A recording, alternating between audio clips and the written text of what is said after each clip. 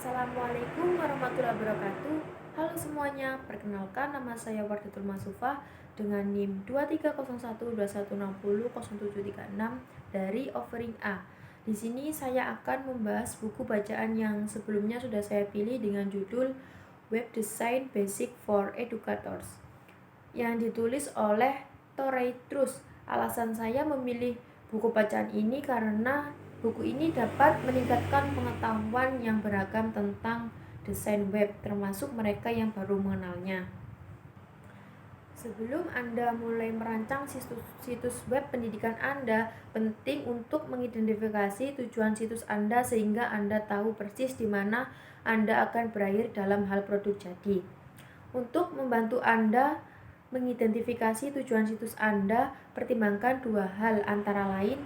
Yang pertama yaitu siapa yang Anda harapkan untuk mengunjungi situs Anda. Misalnya siswa, orang tua, administrator, dan kolega. Yang kedua yaitu apa yang Anda ingin audiens dapat lakukan di situs web Anda. Misalnya mengakses tugas kelas, melihat tugas siswa, pelajari praktik mengajar Anda. Mendesain situs web pendidikan jauh berbeda dengan jenis pengembangan situs web lainnya. Situs web Anda mungkin memiliki beberapa tujuan berbeda, tetapi memulai dengan satu tujuan saja dapat membantu menyederhanakan proses desain awal. Apapun tujuan situs web Anda, selalu ingat tujuan tersebut dan terus periksa apakah Anda memenuhi tujuan Anda. Membangun situs web tanpa perencanaan tertentu dapat menyebabkan frustasi. Jika Anda tidak memiliki rencana, Anda mungkin membuang banyak waktu untuk menyiapkan halaman dengan gambar, konten, dan menu hanya untuk mengetahui bahwa Anda harus memulai dari awal karena pengaturan tersebut tidak memenuhi tujuan utama situs. Untuk mengurangi potensi frustasi, mulailah proses desain web Anda dengan meneliti dan membuka sketsa. Tata letak situs web menentukan lokasi item untuk umum di situs web, termasuk menu, spanduk atau logo, bila navigasi, informasi kontak, dan ikon jejaring sosial.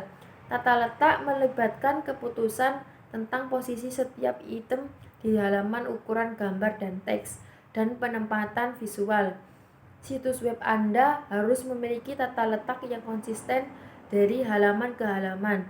Misalnya, menu, header, dan mesin pencari dapat ditemukan di tempat yang sama di setiap halaman situs web. Selanjutnya, aksesibilitas web.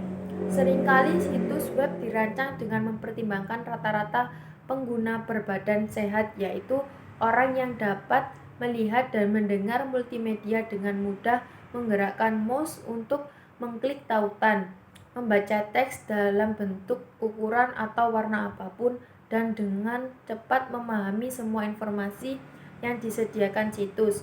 Namun, seperti yang dicatat terus dalam TED Talk-nya, jika kita mendesain untuk rata-rata, kita tidak mendesain untuk siapapun. Lalu, bagaimana caranya agar website bisa diakses oleh semua pengguna? Agar website dapat diakses oleh semua pengguna, termasuk mereka yang memiliki keterbatasan fisik atau teknologi, Anda perlu memperhatikan beberapa faktor penting. Yang pertama yaitu kesesuaian dengan standar aksesibilitas web. Yang kedua yaitu penggunaan semantik dalam kode. Yang ketiga yaitu kontras warna yang memadai. Dan yang terakhir yaitu penggunaan alternatif untuk media non-teks.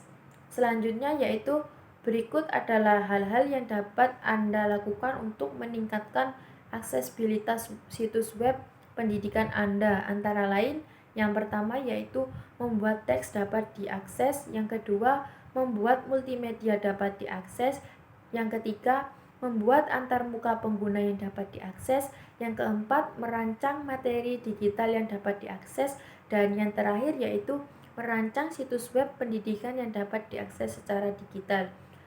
Sekian penjelasan dari saya. Terima kasih.